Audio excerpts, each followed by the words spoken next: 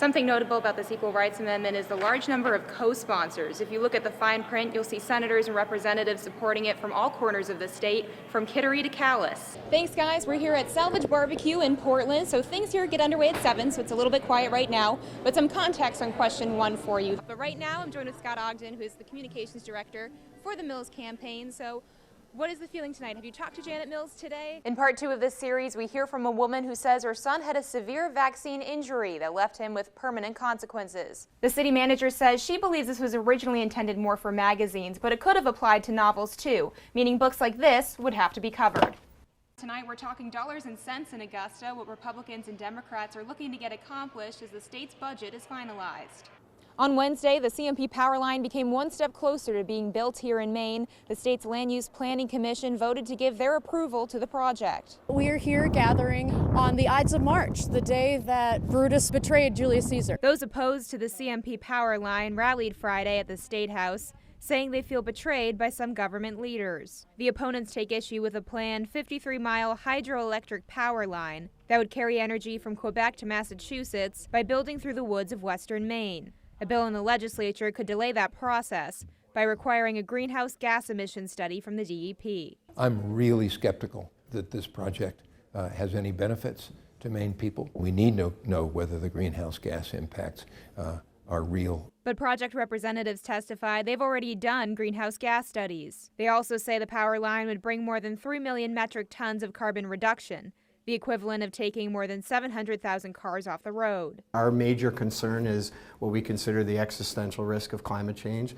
and any delay in this project coming online is critical. Others favoring the CMP transmission line say they are against the bill because it needlessly delays approval from state agencies. This bill circumvents that insulation for one project and one project alone. That's a problem. Some lawmakers are undecided on the bill for the same reason. I think we need to be careful that we don't add additional standards at the last minute, especially if that information is already available in the file. But those against the power line believe it's not as green of a deal as project leaders say. It would be shifted power that Hydro-Quebec is giving to other markets to meet clean energy goals. It would have to be new power. And they're calling on Governor Janet Mills to take another look at her support for a line that would go through an untouched piece of Maine. It's the doorstep to the North Maine woods. You take a wrecking ball of that and that's going to be your legacy. The people behind me who support the bill hope it will continue to delay the project. If the bill were to move forward, the DEP would have to submit their findings by June of this year. Reporting in Augusta, I'm Kelly Mitchell for ABC 7 and Fox 22. I used to think anyone who questioned vaccination was essentially in that case. Nothing changes your mind like seeing something happen right before your eyes. Rachel Ortiz of Bangor says she thought she was doing the right thing when she vaccinated her then 15-month-old son. She says after getting an MMR and DTaP vaccine, Connor went into a seizure and was permanently brain damaged. My life changed forever. My son has the developmental capacity of a toddler. Now 17 years old, Connor is the reason Ortiz will be voting yes on question 1. That referendum asks Mainers whether they want to, yes, change a new law to once again allow philosophical and religious exemptions for vaccinating school children, or no, keep the new law and ban non-medical exemptions. Rare does little to comfort the mother who's dealing with the adverse reaction, but until science or doctors can tell me why my child is suffering, then we shouldn't be mandating.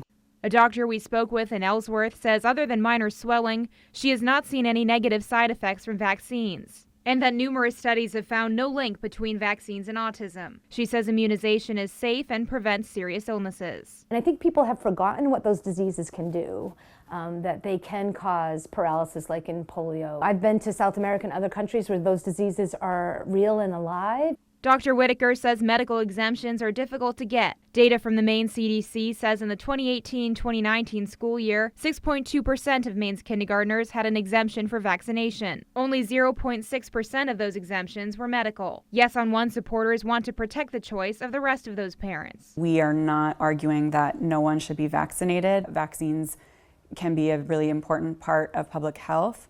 However, I think that a lot of problems are falsely attributed to those who opt out. Doctors say while there have been no outbreaks of vaccine-preventable diseases in eastern Maine, we usually see outbreaks later, simply because we're geographically isolated. But all it takes is one person from another country or from the south to land at our Bangor airport, and then we're exposed. Dr. Whitaker says vaccination is about keeping herd immunity, meaning if enough people are vaccinated, it protects those at increased risk, like the elderly or immunocompromised kids. By getting enough people immunized, that 85 to 95%, we protect the whole population. That's why Sarah Staffieri, who we told you about in part 1, will be voting no, to protect her immunocompromised child and to support the new law passed last year. I feel that the process it went through in the State House was one where lawmakers were very considerate of everyone's opinion. They heard hours and hours of testimony. Voting no on question 1 is about protecting children at school. Again, this will be on the ballot March 3rd, and remember, Maine has same-day voter registration. In Bangor, I'm Kelly Mitchell for ABC 7 and Fox 22.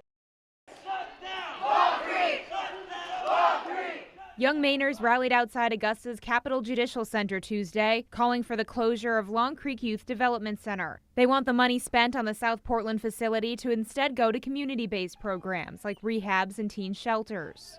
I'm here because I know that $18.2 million in my community could help my friends get housing. It could help my friends get community centers in their town. The timing for the rally was no coincidence. Members of the state's Juvenile Justice Task Force were on their way into the courthouse for a meeting. The task force was created to try and reduce the number of incarcerated minors, but the head of Maine's Department of Corrections says there is no plan to fully close Long Creek. And every state has some number of institutional confinement for youth for public safety. It is our goal to reduce those numbers, though. Commissioner Liberty says there are 46 people right now at Long Creek, and that's down from 300. But some who were held there themselves say the facility doesn't have the proper resources. My dad passed when I was in there, and I'm 17 years old. No risk at all as far as they were concerned. That's why they brought me to the hospital, and they wouldn't uncuff my shackles so I could hug my dad before he died. The commissioner says in addition to reducing the population at Long Creek, the task force is recommending investing about $3.5 million in community-based services. Spend those resources in a diversionary sort of a way and continue to invest in things like crisis housing. That'll all make a big difference. And he says it's been good to have Maine Youth Justice involved. They're very well intended and they're informed, and we're glad to hear their voice. In Augusta, I'm Kelly Mitchell for ABC 7 and Fox 22.